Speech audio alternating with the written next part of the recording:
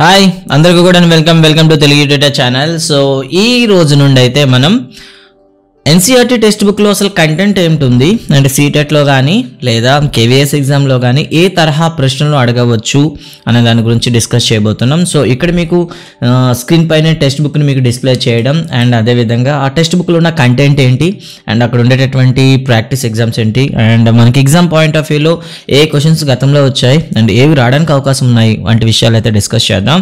So text book అసలు ఏముందనేది ముందు చూద్దామండి, తర్వాత ఇంపార్టెంట్ క్వశ్చన్స్ అనేవి మాట్లాడుకోవచ్చు. ఇదైతే మీరు చూడొచ్చు 2021-22 కాపీ అయినటువంటి ఎన్సీఆర్టీ టెక్స్ట్ బుక్. ఇది థర్డ్ క్లాస్ ఈవీఎస్ అండి, ఎన్విరాన్మెంట్ స్టడీస్ అనమాట. సో ఫస్ట్ లెసన్ చూద్దాం. ఫస్ట్ లెసన్ వచ్చేసి మనకు ఇండెక్స్లో చూస్తే మనకి ఎన్ని లెసన్స్ ఉన్నాయో ఒకసారి చూద్దాం. సో సో టెక్స్ట్ బుక్ అనేది మీ స్క్రీన్ పైన కనిపిస్తూ ఉంది. ఇక్కడ మీకు కంటెంట్లోకి వెళ్ళాం. సో ఇక్కడ మనకి పూనమ్స్ డే అవుట్ అని ఇలా మనకి సెమిస్టర్ వైజ్ అయితే ఉంది. టోటల్గా మనకు 24 లెసన్స్ అయితే ఉన్నాయండి. సో 24 లెసన్స్ అయితే ఉన్నాయి. ఈ 24 లెసన్స్లో కీ పాయింట్స్ ఏంటి అండ్ ఎగ్జామ్ పాయింట్ ఆఫ్ వ్యూలో మనకి క్వశ్చన్ ఎక్కడ అడగడానికి అవకాశం ఉంటుంది వంటి విషయాలు కాస్త తొందరగా మనం డిస్కస్ చేద్దాం. సో ఫస్ట్ లెసన్కి వెళ్దామండి, పూనమ్స్ డే అవుట్. సో ఇక్కడ మనకి పూనమ్ అనే అమ్మాయి మనకి ఒకరోజు బయటకు వెళ్ళడం జరుగుతుంది. అక్కడ ఉన్న కాన్వర్జేషన్ ఏంటి, అసలు టెక్స్ట్ బుక్లో ఏమి ఇచ్చాడు ఒకసారి అయితే ఫాస్ట్గా ఒకసారి చూసేసుకుందామండి. Okay, so ma please let me go to school today, I have been at home for that past 2 days. So Poonam అంటుంది అమ్మతో, సో లాస్ట్ 2 రోజుల నుండి ఇంట్లో ఉన్నాను, సో నేను స్కూల్కి వెళ్తానని చెప్తే ఐఎమ్ గెటింగ్ బోర్డ్, ఇంటి దగ్గర ఉంటే నాకు బోర్ కొడుతుంది said Poonam. But you still have fever, నీకు ఇంకా బాగాలేదమ్మా, ఫీవర్గా ఉందని వాళ్ళ అమ్మగారు అంటున్నారు. Go outside and lie down on the cot, so బయటికి వెళ్ళి కాసేపు కూర్చో అమ్మా అని రిప్లైడ్ మా అమ్మగారు చెప్పారనమాట. Poonam fell asleep on the cot, so వెంటనే వెళ్ళి కాట్ పైన పడుకుందంట. Suddenly something fell on her face, కొంతసేపటికి ఏదో ఒకటి సడన్గా తన మొహం మీద పడిందనమాట. Poonam woke up was and touched her cheek, వెంటనే తన చీక్ని టచ్ చేసింది. Oh no whose mischief it is, so అంటే ఎవరు చేశారు ఈ పొరపాటు అంటూ అనుకుంటుంది. It is the crows or the pigeon, it seems it's the crows, అంటే తన మొహం మీద ఏదో పడింది, సో ఇది ఎవరు వేసారని అడుగుతుంది. సో పైకి చెట్టు పైకి చూసింది అనమాట. సో ఈ చెట్టు పైన చూస్తే మీకు ఏమేమి కనిపిస్తున్నాయి చూడండి ఒకసారి. సో ఇక్కడ పక్షులను గుర్తుపెట్టాలి. దిస్ ఈస్ ద పీజియన్, పావురం అంటాం, and this is squirrel, so మనకు తెలిసింది ఉడతా, క్రో కాకి, అండ్ మంకీ మీన్స్ కోతి, అండ్ బటర్ఫ్లై. ఇంకా తర్వాత మనకి ఏం కనిపిస్తున్నాయి చూడండి, ఇంకా క్లియర్గా చూస్తే చీమలు కనిపిస్తున్నాయి, అండ్ అలాగే ఇక్కడ బటర్ఫ్లై అయిపోయింది. ఇక్కడ ప్యారెట్ కూడా మీకు కనిపిస్తూ ఉంది. ఇంకా ఇక్కడ మనకి మైనా కూడా కనిపిస్తుంది అండ్ ఆల్దో కుక్కు కూడా కనిపిస్తుంది. కుక్కు, సో కుక్కు అండ్ మైనా అని పిలుస్తాం. సో ఇవన్నీ కూడా మనకి ఇక్కడ కనిపిస్తున్నాయి అనమాట. సో ఇందులో ఎవరు పొరపాటు చేశారు అని ప్రశ్న అడుగుతుంది. Children learn a lot of from people and things in there environment. Through this lesson children should be given an opportunity to observe nature. So ఈ లెసన్ ద్వారా మనకి ఏమవుతుందంటే to observe the nature, so ప్రకృతిని పరిశీలించడం అనేది చెప్పడం ఈ పాఠం యొక్క ఉద్దేశం. సో ఇక్కడ ఇచ్చారనమాట, not just sit in the class and read their lessons. So class రూమ్లో కూర్చోకుండా బయటకు వెళ్ళి ఎన్విరాన్మెంట్ని పరిశీలించడానికి అవకాశం ఉండేటటువంటి టాపిక్ అనమాట ఇది. సో నెక్స్ట్ వన్ చూద్దాం. Poonam looked up, she saw many animals on the tree, which animals can you spot on the tree in the picture అని అడిగారు. సో ఇక్కడ పిల్లలకు సంబంధించిన యాక్టివిటీ అనమాట. సో మనమైతే దీన్ని రాసేయచ్చు. So first one pigeon, and second one is the squirrel, okay, third one crow, fourth one monkey. So ఇది పిల్లలకు సంబంధించింది. సో తర్వాత బటర్ఫ్లైస్, అండ్ నెక్స్ట్ వన్ మనకి ants, and next one parrot కూడా కనిపించింది, and next one cuckoo. So next అయితే మనకు space లేదు, సో ఉన్న వాటి రాద్దాం. Poonam picked up a leaf from the ground and wiped her cheek. So కిందనున్న కాకుని తీసుకొని తన చీక్ని అయితే క్లీన్ చేసుకుంది. But her cheek was still sticky, ఇంకా తన చీక్ అయితే అంత కరెక్ట్గా లేదు. She thought let me go and wash my face in the nearby pond, దగ్గరలో ఉన్న పాండ్లోకి వెళ్ళి ఫేస్ వాష్ చేసుకుంటానని వెళ్ళింది. ఇక్కడ చూడండి, ఇక్కడ మళ్ళీ ఇక్కడ ఇమేజ్లో చాలా యానిమల్స్ అయితే కనిపిస్తున్నాయి మీకు. సో మళ్ళీ which animals did Poonam see in the pond, look at the picture and write their names అంటూ మరో యాక్టివిటీ పిల్లలకి ఇచ్చారనమాట. సో ఈ యాక్టివిటీస్ను కూడా మనం చూద్దాం ఏమేమి కనిపిస్తున్నాయి. సో ఫస్ట్ వన్ గోట్ ఉంది, టార్టాయిస్ ఉంది, అదేవిధంగా బఫెలోస్ ఉన్నాయి, అండ్ ఫ్రాగ్ అయితే కనిపిస్తుంది, అండ్ ఒక క్రేన్ కొంగ కూడా కనిపిస్తుంది. ఇంకా ఏమైనా ఉన్నాయా ఇందులో చూడండి ఒకసారి. యా, ఇవైతే మనకు కనిపిస్తున్నాయి. వీటి పేర్లు అయితే రాసేద్దాం. ఫస్ట్ వన్ గోట్ అండి, గొర్రె ఒకటి ఉంది, గోట్. అండ్ సెకండ్ వన్ మనకి ఫ్రాగ్స్ అయితే కనిపిస్తున్నాయి, frog. And next one buffaloes అయితే ఉన్నాయి, buffalo. Okay, and next one మనకి ఏం కనిపిస్తుంది చెప్పండి, క్రేన్, కొంగలు కూడా కనిపిస్తున్నాయి, క్రేన్. అండ్ ఎస్ అండి, సో ఇవి మనకు కనిపించేటువంటి యానిమల్స్ అనమాట. సో వాడిచ్చింది. అండ్ నెక్స్ట్ వన్ చూద్దాం. In the book the word animals is used to insects, birds, reptiles and mammals. చూసారా, యానిమల్స్ అనే పదం దేనికోసం ఉపయోగించారు? Animals used for the insects, birds, reptiles and mammals. ఇక్కడ చూడండి కొన్ని పదాలు అయితే వచ్చాయి. ఇన్సెక్ట్ అంటే కీటకాలు, బర్డ్స్ అంటే పక్షులు, రెప్టైల్స్ అంటే సరీసృపాలు అండ్ మమ్మల్స్ అంటే క్షీరదాలు. ఈ పేర్లను కూడా మనకి ఇక్కడ ఇంట్రడ్యూస్ చేయడం జరిగింది. ఎందుకంటే తెలుగు మీడియం అయితే మనందరం ఫాస్ట్గా ఉంటాం, బట్ ఇంగ్లీష్ మీడియం అనేసరికి కొద్దిగా పదాలు అనేవి తెలుసుకోవడం మంచిది. At this age children cannot classify animals into different categories. Try to find out what children understand by the word animal. Encourage the children to collect more details of the various animals. So ఈ స్టేజ్లో అంటే 3వ తరగతి స్టేజ్లో వాళ్ళ animals గురించి వాళ్ళకి అంతగా ఐడియా ఉండదు. సో వాళ్ళు క్లాసిఫై చేయలేరు. వాళ్ళ నుండి ఎక్కువ రాబట్టడానికి ప్రయత్నించండి అంటూ మరో హింట్ అయితే ఇవ్వడం జరిగిందనమాట.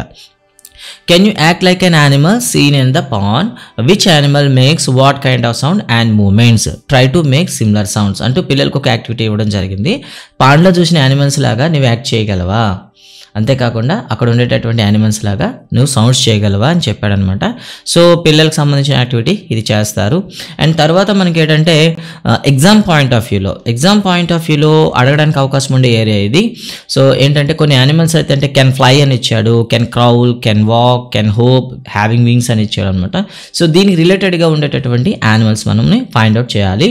కెన్ ఫ్లై, ఎగరగలిగేవి ఏంటి? ఇప్పటి వరకు మనం చూసిన వాటిలో ఎగరగలిగేవి ఒకటి butterfly, and second one pigeon, and parrot, and myna, and cuckoo కూడాను. ఇక్కడ బట్ 3 ఆప్షన్స్ ఇచ్చాడు. కెన్ క్రౌల్, ప్రాకే జంతువులు ఏవి? సో మనకు తెలిసి లిజార్డ్, బల్లి అంటాము, అండ్ స్నేక్, పామ్ అంటాము, అండ్ టార్టాయిస్. సో టార్టాయిస్ అంటే మనందరూ తెలుసు కదండి, తాబేలు. అండ్ కెన్ వాక్, నడవగలిగేది ఏంటి? సో నడవగలిగేవి అనేవి మనం చాలా రాయొచ్చు. Cow, buffalo, goat, sheep, ox, ఎన్నైనా మనం రాయొచ్చు అనమాట. టైగర్. కెన్ హోప్ అంటే గెంతుతూ పరిగెత్తే అంటే గెంతుతూ నడిచేవేవి అని అడిగాడు. కెన్ హోప్ అనమాట. ఇక్కడికి వచ్చేసరికి మీరు ఏం రాయొచ్చు? Frog and క్యాంగ్రూ. సో కంగారు అని పిలుస్తాం కదా, కంగారు. అండ్ అదేవిధంగా స్పారో కూడా మనం నడిచేటప్పుడు గెంతుకుంటే వెళ్తుంటుంది అనమాట కిందన. హ్యావింగ్ వింగ్స్, రెక్కలు ఉండేవేవి? సో రెక్కలు ఉండేవి అనేసరికి పక్షులన్నీ మనం రాయొచ్చు అనమాట. ఏ పక్షి ఇచ్చినా కూడా మీరు రాస్తారు ఎక్సెప్ట్ బ్యాట్కి. అలాగే పెంగ్విన్, పెంగ్విన్కి మనకి ఏముంటాయి చెప్పండి? వింగ్స్ ఉంటాయి, అలాగే వింగ్స్లా ఉంటాయి, బట్ ఆ వింగ్స్ అయితే కావన్నమాట. హ్యావ్ ఫీట్, కాళ్ళు ఉండేవేవి? కౌ. ఇంకా మనం కాళ్ళు ఉండేవి ఎన్నైనా రాయొచ్చు మీరు. ఇక్కడ బేర్ రాయొచ్చు, గోట్ రాయొచ్చు, డాగ్ రాయొచ్చు. హ్యావ్ ఎ టైల్, తోకుండేవి. So it's your choice. తోకుండే జంతువులు మీరు ఎన్నైనా రాసుకోవచ్చు. Animals live in different places. Some animals live in the trees, some in water, some in on land, some live under the ground, and some fly in sky. Some animals even live in our houses అంటూ ఒక statement అయితే ఇచ్చాడు అనమాట. So దీనికి సంబంధించి మళ్ళీ ఒక key point ఇచ్చాడు. Children love to look at the colours, shapes and movement of the animals and listen to their sounds. They enjoy imitating them too, looking at the diversity in the animals world and putting them under different groups in the beginning of the classification. So classification అయ్యేటప్పుడే క్లాస్లో ఉండే పిల్లల్ని గ్రూప్గా చేసి activity చేయండి అని చెప్పాడు. And తర్వాత చూడండి ఇక్కడ, look at the picture given below, colour the animal that do not live in your house. ఇక్కడ చూపించి మీ ఇంటిలో ఉండనటువంటి జంతువుల యొక్క కలర్స్ వేయండి అని చెప్పాడు అనమాట. సో చూడండి ఒకసారి. సో ఇలా అనుకుంటే మీరు దేని కలర్ వేస్తారు చెప్పండి? సో పిల్లలకు సంబంధించిన యాక్టివిటీ అనమాట. Okay, yeah. సో ఇక్కడైతే మనం మన ఇంటిలో లేనటువంటి జంతువులు అయితే కలర్స్ వేయమన్నాడు. సో చూడండి, colour the animals that do not live in your house. So ఇంట్లో ఉండేది ఏదంటే ఫస్ట్ వన్ హార్స్ ఉంటుంది, డాగ్ ఉంటుంది, అండ్ హెన్ ఉంటుంది, ఈ అలాగే క్యాట్ కూడా ఉంటుంది, అండ్ ర్యాట్ ఉంటుంది, విజార్డ్ ఉంటుంది, కాక్రోచ్ కూడా ఉంటుంది. అండ్ దిస్ ఈజ్ ఈగల్, దీనికి ఉండదు కాబట్టి మీరు దీనికి కలర్ వేయాలి.